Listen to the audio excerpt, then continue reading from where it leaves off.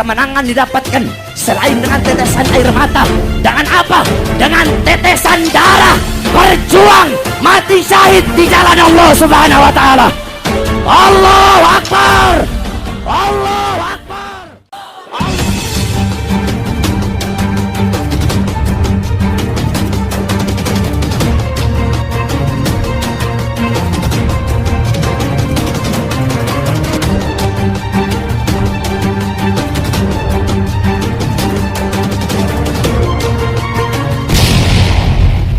Saya meninggalkan anak saya yang sedang dalam rumah sakit, Ali. Waktu itu dirawat, Habib Hanif tinggalkan abah beliau di rumah sakit, saya tinggalkan anak saya di rumah sakit.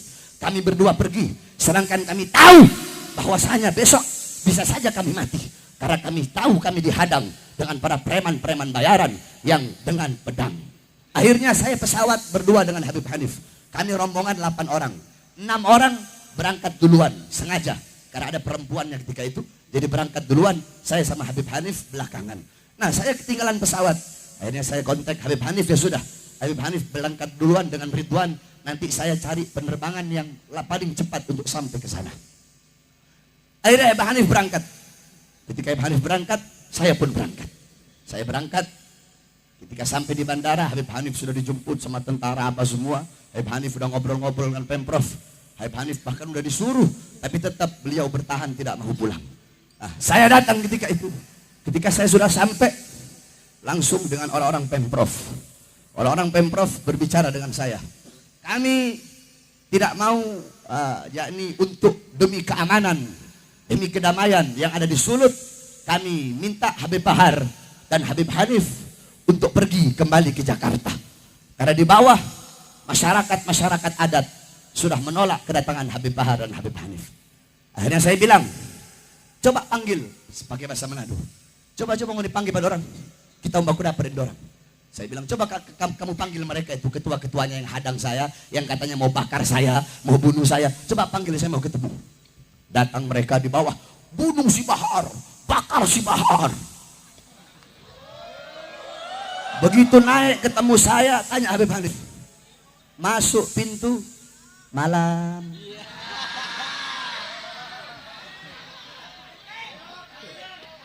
Duduk di depan saya, di samping saya Habib Hanif. Jadi Habib, kami, belum.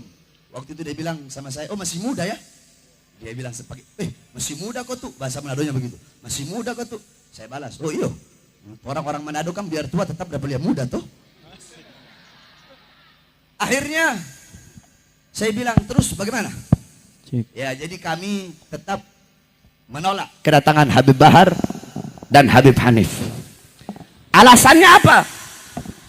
Katanya karena ini FPI. FPI itu radikal. Habib Bahar FPI kan? Saya bilang depan mereka, saya bukan FPI, tapi saya cinta mati sama FPI. Ini saksi sebelah saya Habib Hanif.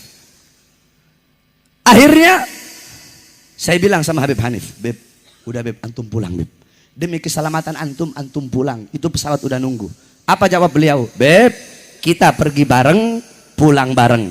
Hidup bareng, mati juga bareng. Akhirnya saudara-saudara, dari sekian banyak obrolan, saya sampaikan kepada mereka hanya satu kata. Apa itu? Saya sampaikan, saya tidak akan pulang. Suruh pesawatnya pergi balik ke Jakarta.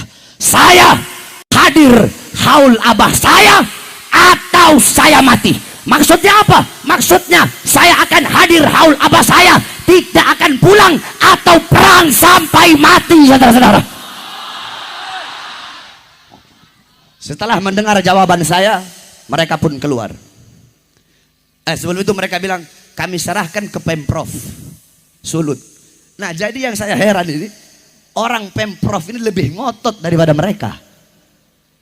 Terus apa? Siapa lagi kalau bukan ada dalang dan aktor intelektual di balik itu, saudara-saudara? Andaikan saya dan Habib Hanif projo, andaikan saya sama Habib Hanif pro Jokowi, atau andaikan saya sama Habib Hanif cinta sama Mak Banteng, andaikan saya sama Habib Hanif ini orang PDI, pasti disambutnya bukan dengan pedang, dengan bunga, saudara-saudara. Karena mereka tahu selama ini bagaimana perjuangan kita, bagaimana kita selalu menyampaikan kebenaran akan kebobrokan. Karena gubernurnya itu dari PDI. Nah, setelah itu mereka berkata kami serahkan ke Pemprov. Pemprov lebih ngotot daripada mereka untuk memulangkan kami. Akhirnya orang Pemprov bilang, sekali lagi Habib, dengan hormat. Ya Habib, ngomong begitu. Gubernur telepon dengan hormat, Habib Hanif, tolong pergi dari tanah Manado. Padahal saya orang Manado. Saya punya abah dikubur di Manado, saya punya kakek dikubur di Manado, saya punya nenek dikubur di Manado, saya punya umi orang Minahasa Tenggara. Akhirnya saudara-saudara, ketika mereka bilang begitu, karena makin hari nanti makin banyak ini masyarakat ormas-ormas Kristen, makin hari nanti makin banyak. Apa jawaban saya? Tetap saya tidak akan pulang.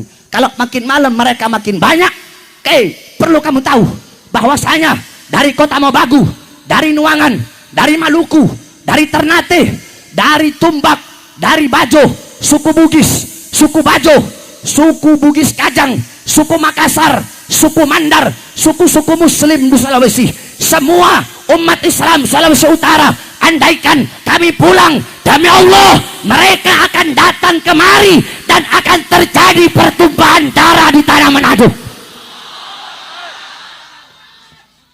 Akhirnya mereka pun pergi. Udah nggak kuat ngadepin Bin Smith sama Al-Atos satu ini. Anak Arab ini, aduh. Akhirnya mereka pergi, kami pun datang ke acara.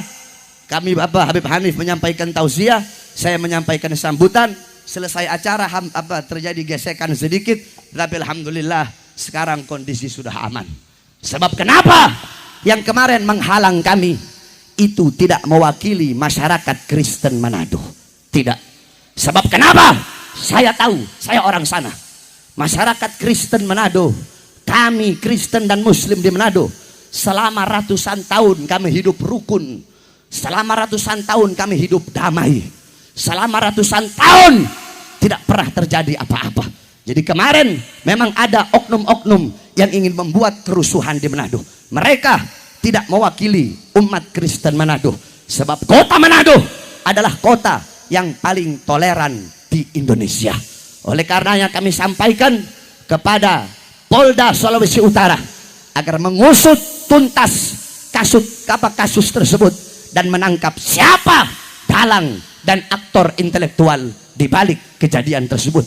Dan semoga penghadangan kemarin adalah penghadangan yang terakhir. Dan sekali lagi kami sampaikan, kami para habaib, kami para dzurriyyah Nabi, di dalam tubuh kami mengalir darah perjuangan. Kami punya datuk-datuk sudah biasa dibunuh. Al-Imam Ali bin Abi Thalib radhiyallahu an dicaci maki, dihina, di mimbar-mimbar sampai beliau mati dibunuh. Sayyidina Hasan mati diracun, Sayyidina Husain mati di Karbala, terputus kepala dari lehernya. Kenapa datuk-datuk kami mati dibunuh? Beliau mati dibunuh karena beliau yang selalu menyampaikan kebenaran, tidak pernah taat kepada kezaliman, melawan para pemimpin yang zalim. Maka kami sebagai anak cucunya di tanah manapun, di daerah manapun, kalau kami sudah keluar dari rumah untuk berdakwah, pantang bagi kami untuk pulang hidup atau mati, ya saudara-saudara. Allahu Akbar, Allahu Akbar. Semua santri siap berjuang, siap hancur demi Indonesia, siap binasa demi NKRI, siap mati demi merah putih. Allahu Akbar, Allahu Akbar, Allahu Akbar. Yang terakhir sebelum saya tutup, kepada semua santri yang ingin mengisi formulir apa? Formulir santri militan pengawal komando Imam Besar Habib Rizik Syihab, harap pergi ke depan sana. Di depan ada formulir, taruh nama sama nomor handphone, kita bikin grup WhatsApp. Ya, kalau habis formulir, minta di setiap posko-posko FPI terdekat yang ada di daerah masing-masing. Kita para santri cukup selama ini tidak peduli dengan urusan politik. Sekarang kita santri harus bangkit. Bangkit untuk apa? Bangkit untuk meraih kemenangan. Kenapa? Karena kemenangan, kejayaan hanya bisa didapatkan dengan dua tetesan, saudara-saudara. Apa itu? Yang pertama, tetesan air mata. Sebagaimana telah dijelaskan oleh guru saya, Al-Habib Quraish, bahwasanya dengan air mata munajat minta kepada Allah, itu tetesan yang pertama. Kedua, kemenangan diraih